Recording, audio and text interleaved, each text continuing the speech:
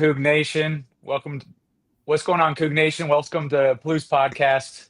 Tough loss this week, but against another ranked opponent, played well. Got to feel strong. Let's go Cougs.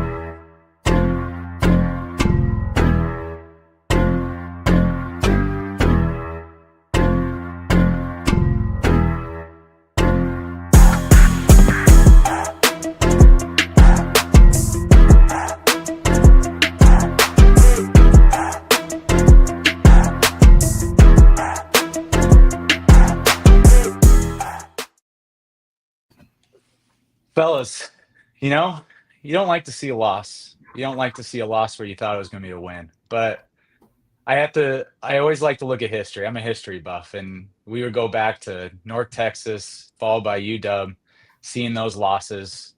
Would you believe me if I told you we lost by a touchdown against two ranked opponents, number 4 in the nation, Ole Miss, and then the following week go out and play Virginia, number 18 team in the nation? We took it to them. Fellas, give me five your total points. 5 total points Yeah. against 2 ranked teams. Yeah, if you would have told us that right after North Texas, I would have been like, you were a liar. I was like, this is a crazy prediction, Chad. You have to feel strong about it. And it's like, I get it. We're backs against the wall. We like to say Cougs against everybody. But, I feel like mighty by many is the way we need to think about it. And that's how Coach Rogers has everybody playing. They're all playing together. And everybody has a role. Everybody has an assignment. Yes, we're slightly undersized, and that's still a consistent theme, especially if you look at that. We are one of, I think, number 4 team in the country when it comes to missed tackles. I'll throw down some stats a little bit later, but gosh, everything else, it's firing all cylinders. Like, give me your guys' takeaway. Kyle, I'll let you kind of start. I'd love to hear just the offensive breakdown, and then we can kind of just go into things. So I think the biggest thing I can say from the last 2 weeks is I don't think it's on the players these last 2 weeks. I really don't. To me, the play calling is a tale of two halves. I feel like in the first half, we're out there, we're creative, we're moving, there's misdirection. There's a little bit of mystique with our offense. In the second half, it's almost like we have a script that we've just kind of flipped over to the other side and said, hey, we're running this. And it just puts us in bad spots. You think about that second pick that Zevi had. I don't put that on him, but it's 3rd and 20. What do you think we're doing? We're throwing the football. Yeah. The first pick he threw, it looked like it was kind of an option. It looked like there was an option at the top of the route for Noga. And you could see that the safety was towards the sideline. He threw that ball saying, hey, I'm throwing this ball in the middle of the field because there's no safety over the top. And Noga turns right into the safety, and the safety went, okay, thank you. So, and now I'm not going to put that one, I can blame that on Noga. That happens, right? But I'm kind of at the point of like, hey, Freund, we're really good, and you need to start, calling plays like we are there. We have competed with the number 4 team in the country and the number 18 team in the country. Those weren't flukes. We did it 2 weeks in a row. And I think we're at a point of, guys, we are that good. On the offensive side of the football, we are that good. And we need to start, I don't know, it's not even the execution. To me, it's the play calling. And in that second half, it just gets like we're conceding. Like, it's just kind of like, I don't get it. We should have scored another 20 points in that second half easily. The offense didn't do it. I think the play calling's been really good in the first half. I think it's the adjustments we make. I feel like, okay, first half has been so good. If it's not broken, don't fix it. And then, but fun fact, you got another team on the other sideline that's actually a really good opponent, and they're making adjustments. Right. And it doesn't seem like those adjustments are being made. But go ahead, Gav. I was just gonna say, I want to double down on that too. I want to give a lot of credit to Danny before I attack him. But I want to give a lot of credit to Danny Freund because at the beginning of this year, he was so psyched to use what he is so comfortable with from South Dakota State, and he's made adjustments along the way.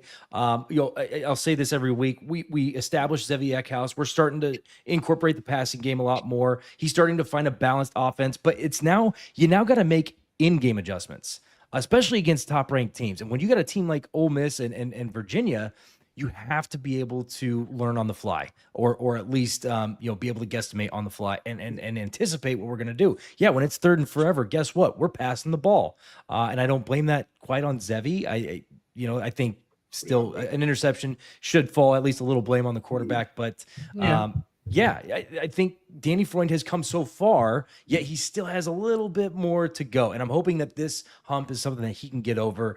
But I at least wanted to give him a little bit of a shout out before going and being like, all right, man, like, let's figure this thing out. Because he's made adjustments throughout this year compared to where we were at against Idaho and North Texas and all those just absolutely lopsided types of games. So I wanted to give at least a shout out on that end. My biggest take, I would say this one thing and I'll shut up. If you look at our play calls, what is our bread and butter? It's normally stick routes. It's 5 to 7 yards. That's where we live. I would say 0 to 7 yards is where we live. When do we stretch the field? When do we take a shot on first down and say, hey, we actually have to respect the deep ball? Where by the second half, those safeties, they're standing at 10 yards. They're not dropping back. They are sitting there because we're not going and trying to attack over the top. And that's really bunching up a lot of these plays where we're trying to get it quick out into the flats. Yeah. You lost it after that. That first drive was beautiful. Like Meredith right down the middle, like just right in the breadbasket. Great adjustment by Meredith too. But that was the one deep ball we saw. It was. Sorry, Chad. Double coverage. No. Just if we got, I don't know if it was just we got a lead and we're just trying to do everything we can to, contain it and hold it. To me, it's some of these teams are quick hitters. We got to do the same thing once in a while. If it's there, take it. Like, we don't have to have 5-minute drives every time. No. I'm going to say something wild. Well, Chad, go for it, Joel. No. Well, I mean, I agree that the play calling, like we need to fix that, especially the second half. Like your bread and butter has to be how you adjust after halftime. But I will say there's things that I saw even in the first half that ended up being really loud in the second half that I think was more position specific. I think, quite honestly, the O-line, like not to always harp on them, but there was plays that were made in spite of them at times on the run plays. And I think that set up the anticipation of like, hey, well, they're not going to be able to run it. There's times where like, we were mixing it up. We were giving we were having the running backs spread the ball around, but there was plays that Angel made the play where he got the first down, right? In the first for his life. Yeah. Running for his life. That should have been a tackle for loss. Quite honestly, like if I was like looking at it from the other team's perspective on defense, like, hey, like you guys were back there, the O-line, I was like, he just leaked. And like, okay, he's an athlete. We can't have that happen. That's something that I watched the O-line use certain techniques that you would use on pass plays that you would not use on run. And I don't want to sound, messed up, but that's something that I saw coming through. And I feel like those moments caused them as they're adjusting plays, like, hey, we can't do this play. Maybe we need to go ahead and do that. So not to play devil's advocate for the coaches, but like there's part of me as I rewatched the game, I was like, I think it's them trying to adjust to what they think that we can do against the team. And it sucks because like you said, Kyle, I think it's like, oh, well, are we playing it safe? Are we trying to dump it and such? But I think it's because like, can we give the protections necessary to get that deep ball out?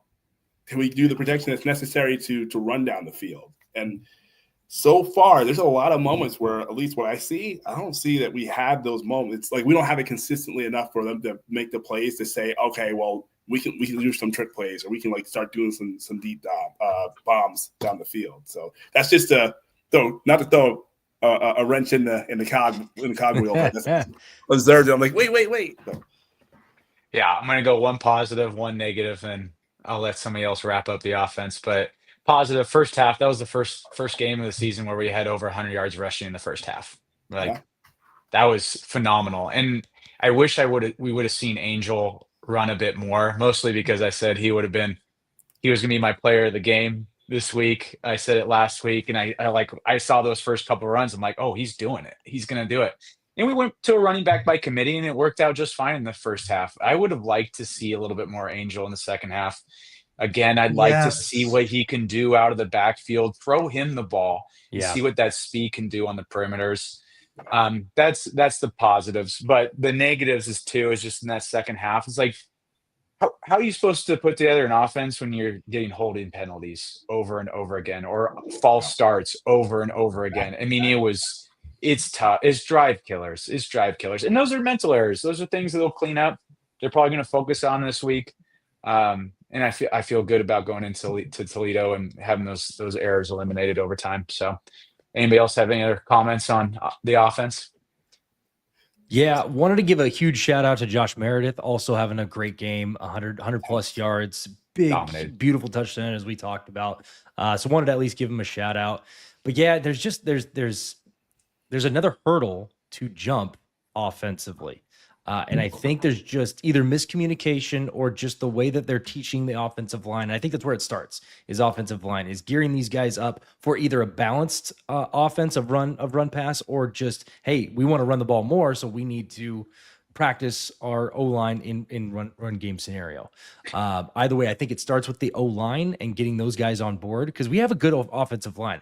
It may not be like the best in the nation. It may not be like some great, but it's the same guys that are coming back every year for Wazoo. We do have a good offensive line. So I would like to see them, kind of bury in with them and just having their first step correct, and just techniques as Joel put. And Joel, thank you for the breakdown on that too. We love getting, some insider knowledge from somebody who played, at that level and just played on the defensive line and reading offensive lines and everything. So I really truly think that this starts with the offensive line, and Danny Freund can really turn a corner with this offense if he just tweaks maybe just a couple things. And you have three kind of really good running backs with Palouse, Angel Johnson, who I think we all are in agreement. We want to see more of Angel Johnson. That kid is electric, and we need to see him with just at least an average put offensive line. And then Kirby Voorhees has just been kind of a force to be reckoned with, reminding me of a kind of a Cam Scattaboo at this level. He has that kind of a running ability. He's just a bowling ball running through the line and everything. So to wrap up the offense, I wanted to at least give a shout out to Josh Meredith, who had a great game. Yeah, and we talked about the offensive line, some mental errors too, but we have to remind ourselves they had guys out. I mean, our right tackle, Christian Hilborn's been out since the Ole Miss game. You have backup Jalen Caldwell, who actually Division II transfer. He got injured during the game, so they had to start doing third stringers and move their left guard, Johnny Lester, to right tackle, then sub Nolan Dunham in at left guard. So it's just, that's a lot. And not to throw shade at any one player. I don't want to throw shade at him because I am a huge fan of him. But Devin Ellison being kind of a healthy scratch in some of these games, is there a cause for concern that is he going to play the 4 minimum games and then potentially leave? Is that what your guys' take on this situation is, or are we just taking it easy and Jimmy Rogers is maybe downplaying it and just saying, hey, we want to see a full week of healthy Devin before we put him back out there? Just curious, with the current state of NIL, with the current state of football and all that stuff, I was just curious on your guys' take on Devin Ellison, because I love watching that kid play. Yeah. I mean, if he's hurt, he's hurt. So I don't think be holding back a guy for not putting him on the field. The goal is to win ball games. So Jimmy had mentioned he was healthy. That's what I was curious on. Maybe it's a player. Yeah. But it sounded like he was healthy, but he couldn't get through a practice without getting hurt. Yeah. So, you can tweak something and be good to go the next day, but if you keep tweaking something, it's like, well, you're not right. He's got to be healthy. He's got to be healthy the whole week. He's been healthy most of it. But Chad, before you come to the next segment, I will say I do not want to throw shade at anyone on this team, coaching staff. I think the frustration that I see ultimately is we are a good team, and I think we need to start believing it from the players, which I think they do, to the coaching staff. And it's, Freund, you've got a great set of play calls. Like your first halves are great. Take that same kind of ingenuity. And I think, again, with the offensive line, I think we just become too predictable in the second half. And I think that's why our offensive line seems, hey, why are we now a step behind or half a step behind, or why aren't we hooking or getting leverage like we were in the first half? I think we're just getting predictable. And it's okay. If you know that, let's a little more counters. I'd love to see Angel Johnson on maybe fake a bubble to the right and hit him on the outside. Give him a head start, because there's been times where he's nearly broken it, but he's been inside in the tackle box. It's hard for him to get out there. It's like, hey, let's give this guy a 4 to 5, advantage and see what he can do. But I just wanted to make that point because I didn't want to, leave on a negative note there, because I think we are there. We just need to put 4 quarters together. Cougar offense tied for first in the nation for red zone scoring percentage, 19 out of 19. Doing all right. It's pretty darn good. The unfortunate part, scoring offense, we are 113th out of, I believe, 135 schools. There's an X factor with that, yeah. You got to get into the red zone because you feel really confident. So, huge shout out. Our special teams continues to be pretty darn solid. Our punter, I can't remember his name. It's special teams that gives it. Yeah, sure. I jokingly say it, but when I was an equipment manager, I had Ryan Harris. I should give a lot. Shout out to Andrew Fernie if you're out there. Mike Baldwin, Reed Forrest, Zach Enyer. Those are guys that I worked with back in the day. So I do have a lot of love for special teams. That was rude of me, but it's punter and kicker. But I tell you what, our special team is pretty solid. I mean, when we get into the red zone, you're going to get at least 3 points. So, or our backs against the wall, our punting game's been really strong and put us in our defense in a lot better position than we have in years past, I feel like. So, but on to the defense, boys. Joel, give me your thoughts. Yeah. Now that's what I call defense. Now that's what I call defense. And you know what? I will say, and as a total recap, I am still proud of the defense. Yeah, there was moments, and we'll talk about it. There's some things I was like, you guys might be aware. Typically, when teams break down film, they might come together as one big unit and then break apart. They'll grade out some way. So they'll say, hey, XYZ player. They might do it. They might zoom in. Really good defenses will zoom in and say this player got A grade. This player got a C on this play. So have you, or they'll just do it by position. And there was a lot of A plays that I saw, but there were definitely some C's and some D's. And you can see it happen on the scores on the plays that we were scored on. I mean, I would say the first time we were scored on, it was a big play. It was a type of play where it's like, hey, if we would have covered a certain way, or we would have ran the assignment the way we were supposed to, would have worked out. And it's the same thing I say every week. It's just containing the edge is vital, is important. And not to always zoom in on linemen, but me personally looking at the defense, so where we shine is when our D-line shines, right? And so, I mean, this is the first week in a while that we had no sacks. And, hey, why did that happen? And I want to review the film. It was clear that although we're keeping our pass rush integrity, we weren't keeping that contained. And there's moments where they took advantage of that. I mean, yeah, we flew the ball. But even just how we were lining up and how we were reacting, it was caused some issues. So that was a part that I didn't enjoy. But I will say I did like our coverage, especially on short passes and screens.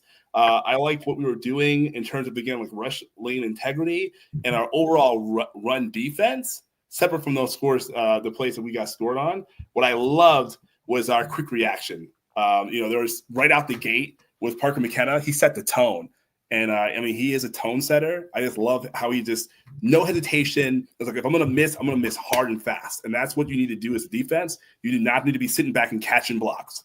And so he did that often.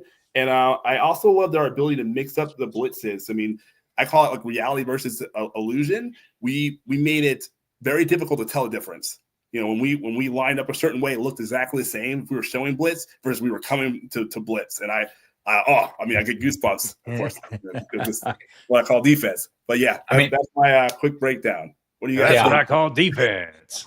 Yeah, you continue to see them rotating the defensive line. I really continue with that game plan. You gotta love it too. Sack percentage as a defense nationally, 26 overall. So gotta like that. Yeah, we're bringing the heat. Yeah, and also you saw number 44 just laying hats all over the place. That guy was a wild man out there, and I love it. I want a huge shout out for that guy. Joel, thank you for talking about that. Right? Absolutely. You notice the very next play. So they had the time. It's everything got to slow down. Guy trying to recover himself. Very next play, they throw across that middle again, and they probably could have made that play, but that guy was the offensive player was thinking about some decisions. He's like, I don't know, he might have the answer again. I don't know. Parker's through the middle. He's like, and it made a difference for that 3 and out. So much Cue the respect. T-Rex arms. Yeah, exactly. He was like, oh, all of a sudden my hands don't work. I'm like, oh, respect it. I had to tell you my favorite play of the game. It was early in the game too, and I got nervous. It was a play where player they put a linebacker in a bad spot. It was Caleb Frankel.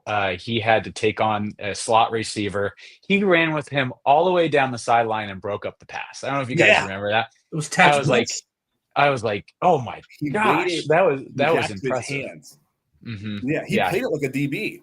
Mhm. I don't want to give things away for later, but I love how Caleb plays. It's just the way that he reacts, the way that he responds, the ownership he has when he's close to the line of scrimmage. It's like, hey, like there's things he tried to call out on one of the plays that we did get scored on. And if his teammates would have listened, he was like, hey, like they're heavy, they're run heavy on this side. You can see it when he's trying to signal. He moved one person over, but like he's man, the tenacity. I love it. He's a dude.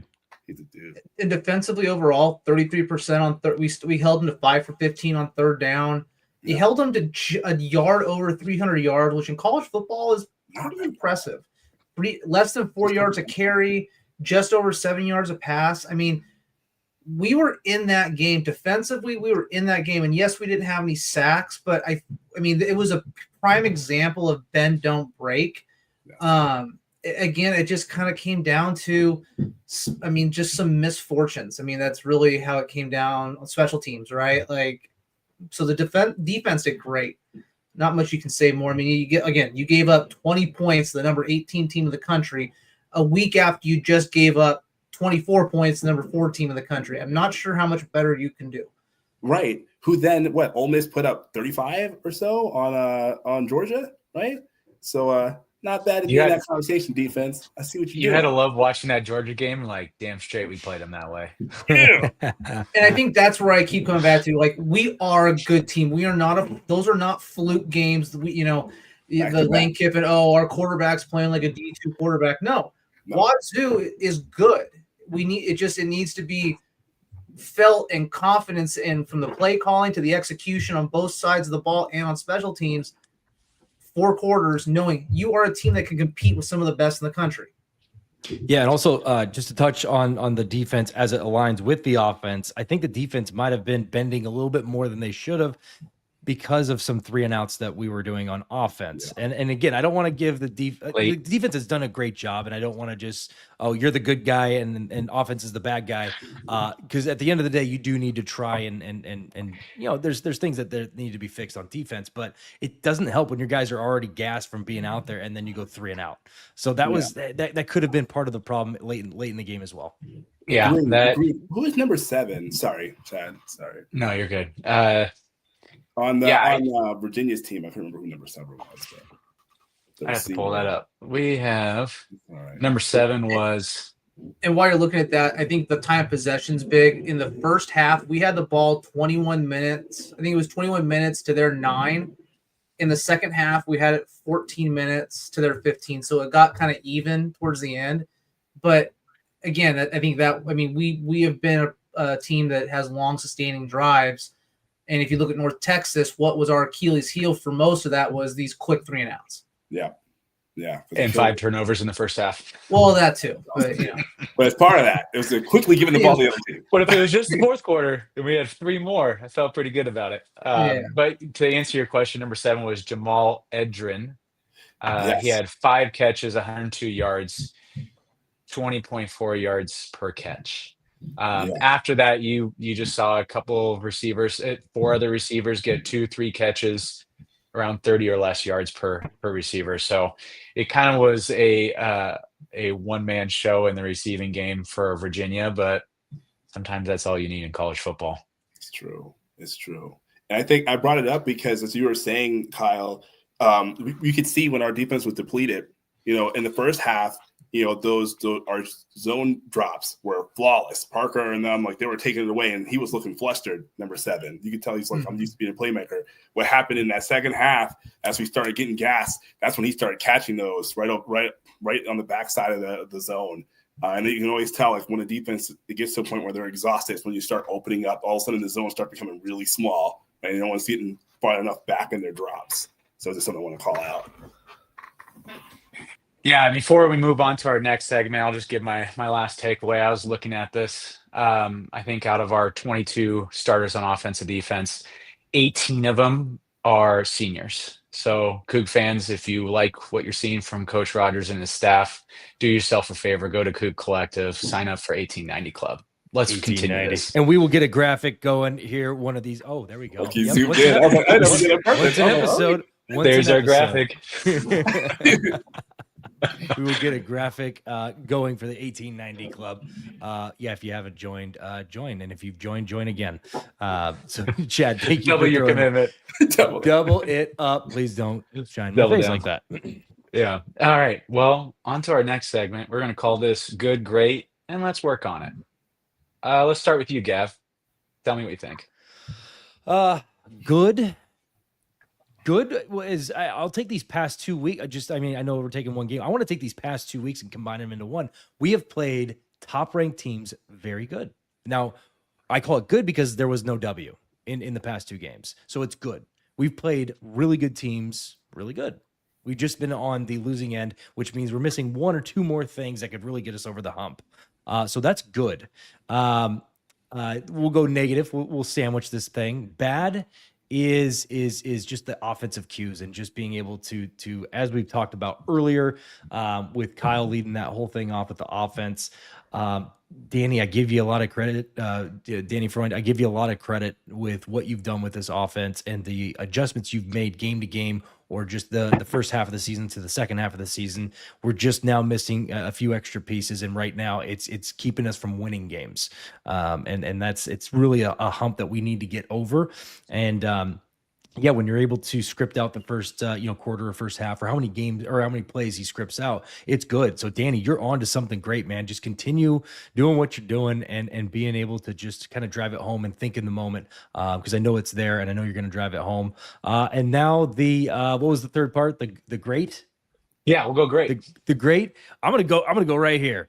Now, that's what I call defense. Our defense has been doing a very, very good job against really good offenses. We held Trinidad Chambliss to a pretty respectable game. Coming from where we've come from, this defense has been stout all year. There's been maybe a couple games where we just kind of let it lopside us. I think the North Texas game, we can all agree we showed up. But, when 3 and outs are happening like that, it's tough to play defense when you get demoralized like that, and then you're sending second and third strings in. Yeah, it's tough to stay on top of that. But I want to give a huge shout out to this defense and Jimmy Rogers and the way he's running this defense, and just the overall buy-in. The buy-in in this team right now it's awesome. You're seeing that we got the right guy at the helm, and I can't be more thankful for that. Kyle? I think the good is our first half execution the last 2 weeks. I mean, it has been top-notch football, making teams guess, the trick plays, just the defense just kind of looks like I don't know what to do. The bad, the second half of the last 2 weeks. Just seems like it's a different team, a little more just complacent, just a little more. I don't know, just if it's just scared to continue to take risks because you have a lead. I don't know, but to me that's the bad, because I think this team is more times than not what they do is more the first half than what they've been doing in the second half. And then the great is our defensive tenacity. We have kicked the shit out of the last 2 teams. I mean, we have been the tougher team. I mean, you saw Parker McKenna's hit on, I forget what that receiver's name. He didn't come back. Nope. And that was one of their big guys. And that was a clean hit. Those guys got up slow. And if you remember that Ole Miss game, even Kevon Lacey, towards that fourth quarter, he was not jumping up. It was all arms and legs having to hit the ground to get himself up. So the great it's just we are a physical football team, and it is awesome to watch. Respect. Joel, give me something. Give it to you. So for the good, a bit of the same. I mean, I will say collectively what our team has done in response, like how we played in our first half, it was silent. You could tell, like, just listening back, it was, you could hear a pin drop in that first quarter, and part of that second quarter. It takes the wind right out of the stadium. I mean, how we respond and play when we're in, supposedly, far away from our own territory. I know we had some folks that visited for us, but just watching us as a unit respond, and still even how we respond when things go down, when things don't go in our favor, with penalties. I think it was good just to see still, like, what our identity continues to be. Like, we are, like, we might get punched, but we're punching back. And I see that across the board.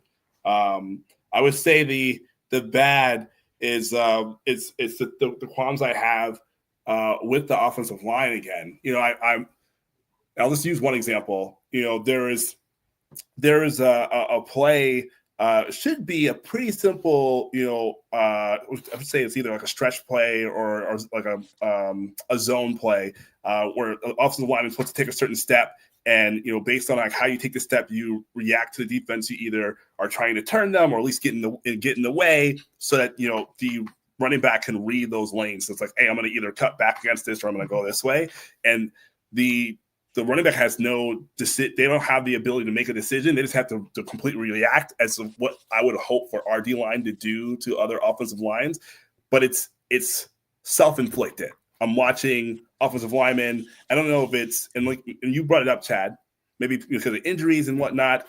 Typically the center or the guard is the one that is setting the expectation of, like, I see this, Mike, what have you, like whatever they're making the read of. And then, the rest of the offensive line is responding. And I'm watching, multiple people react. There's too many voices on the O-line. So like that worries me. I say this bad. And like the great thing is you can fix that, and it could just be like, hey, okay, here's one person that makes the signal calls on the O-line. Like we respond based on what they do, and we can figure out the blocking technique. That's a whole separate deal. Like, how you extend on a pass play versus how you wait and engage on a run play and a drive. It's just watching that technique and like, it could be better. I'd say the great is we've been in these games. I know we're saying second half, but it's really all the way up to the last couple of minutes of the fourth quarter. I mean, yeah. And I think we've more lost the games than we've been beaten. And I know it sounds weird to say, like, oh, that's a great thing. Totally.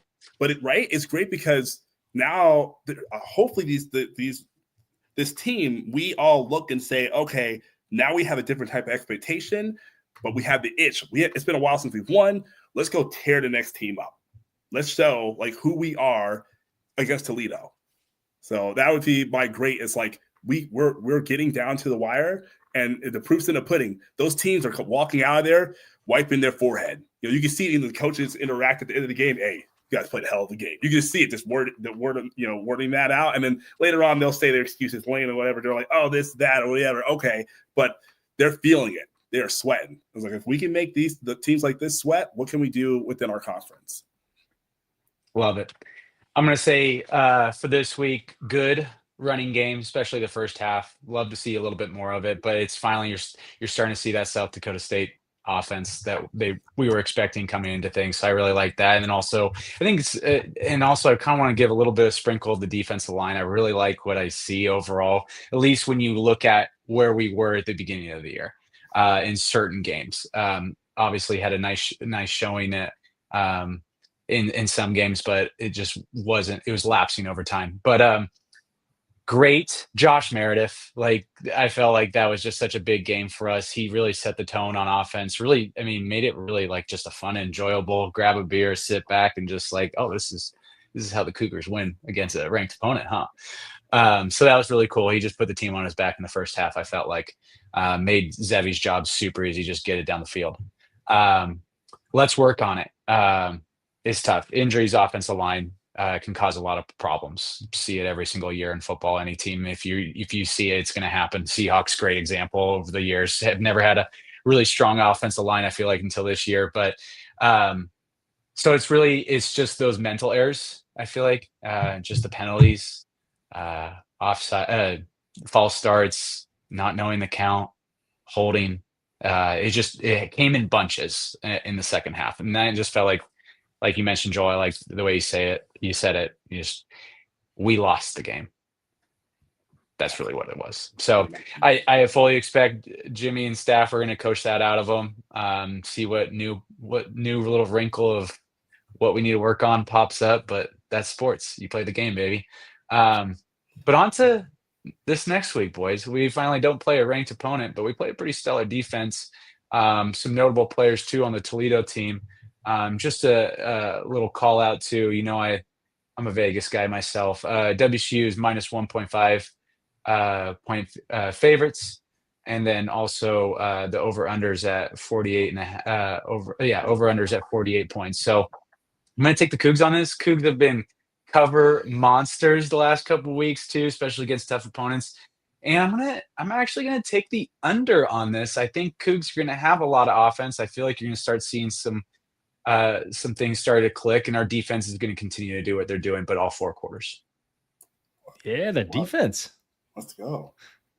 Yeah, but what are you guys thinking? As far as Toledo goes too, I'll kind of give you just a quick little rundown. I don't like talking about other teams. I just like talking about the Cougs, but just to highlight who's good on Toledo, what to watch for Coug fans.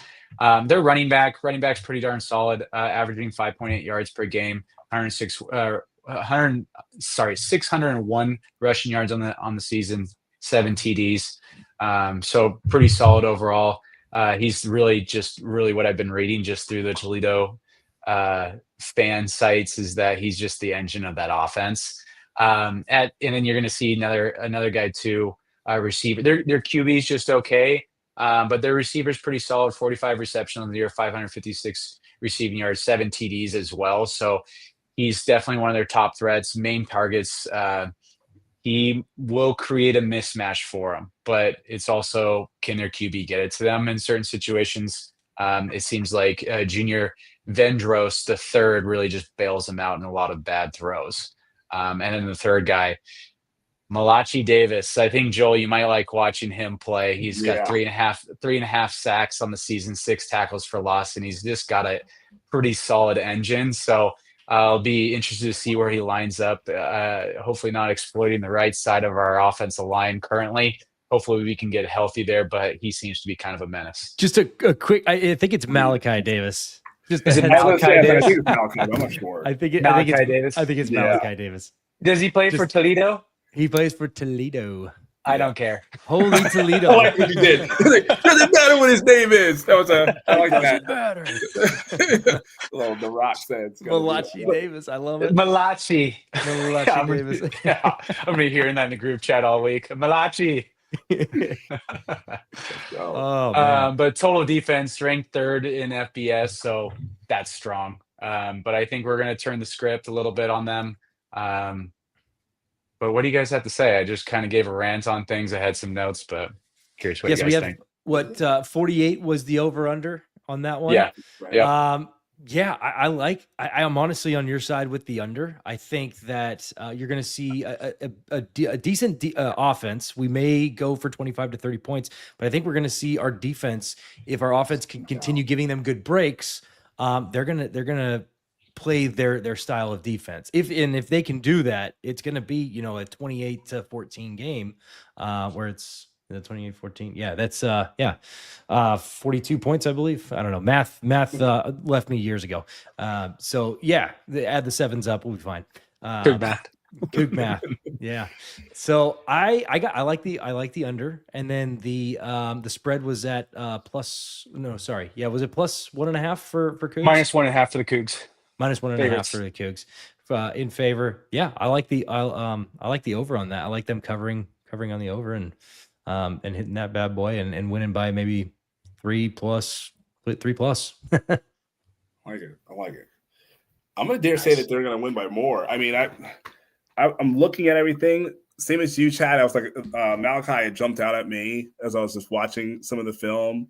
Obviously, with the opponent that they played last week, it's a little different. I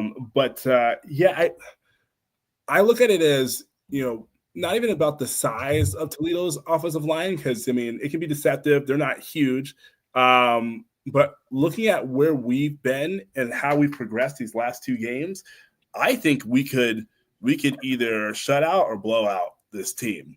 I think if the stars align as they should, meaning like our coaches coach us up in a way to say like, hey, like we're not going to be hesitant anymore. This is what we're going to do. This attack mode.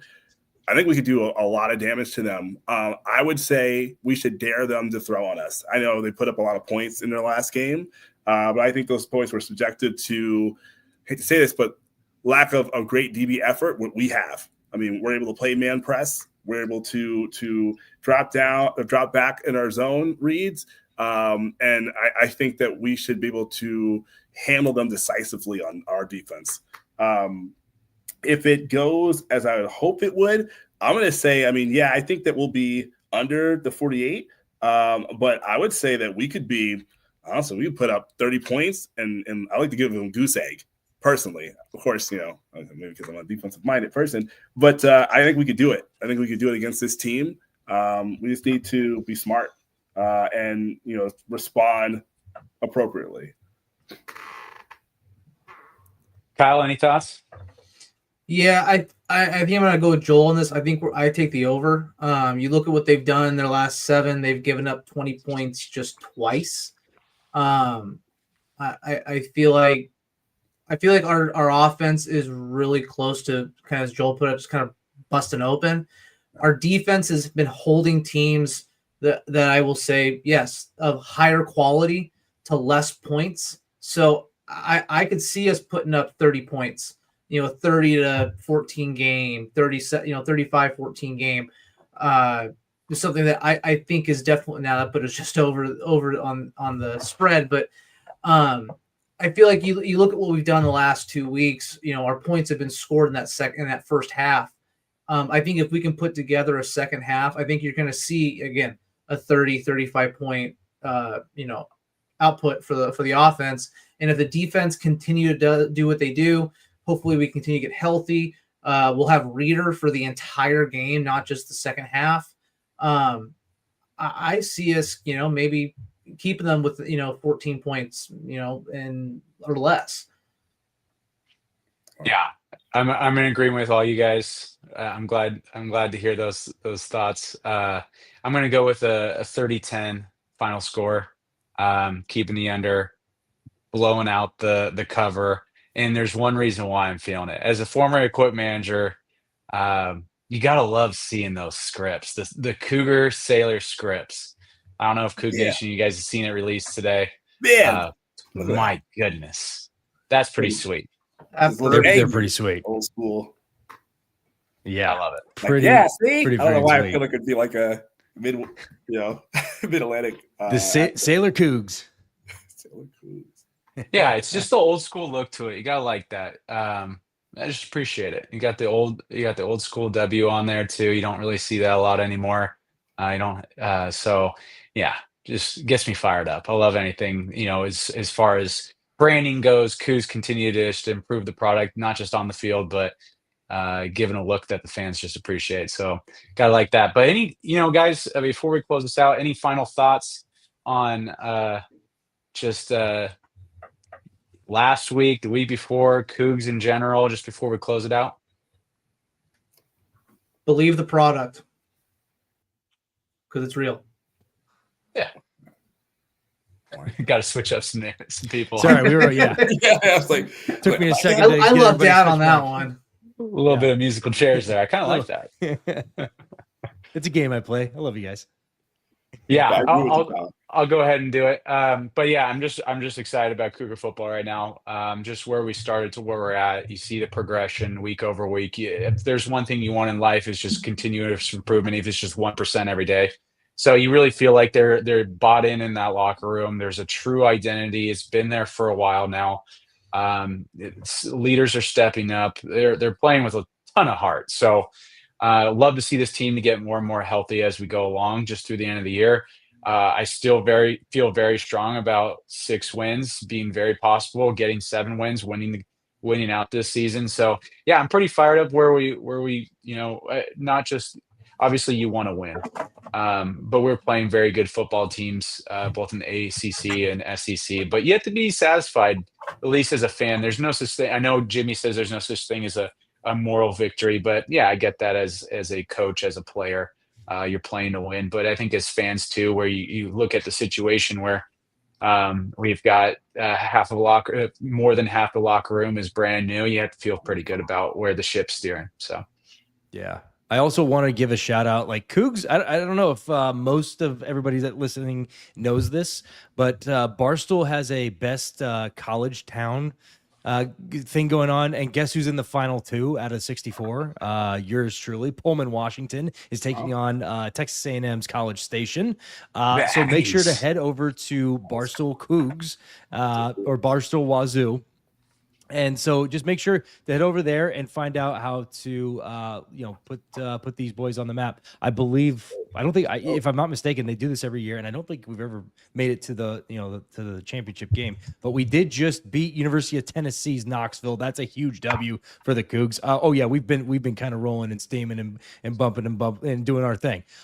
So I'm very excited. Head over to Barstool Wazoo. Make sure to put Pullman on the map. I believe a lot of it is if you show up Saturday and be a part of this event before going into the game, that's how you help them, kind of carry on their way. But just wanted to at least give a shout out for that. And that's what I'm also excited about.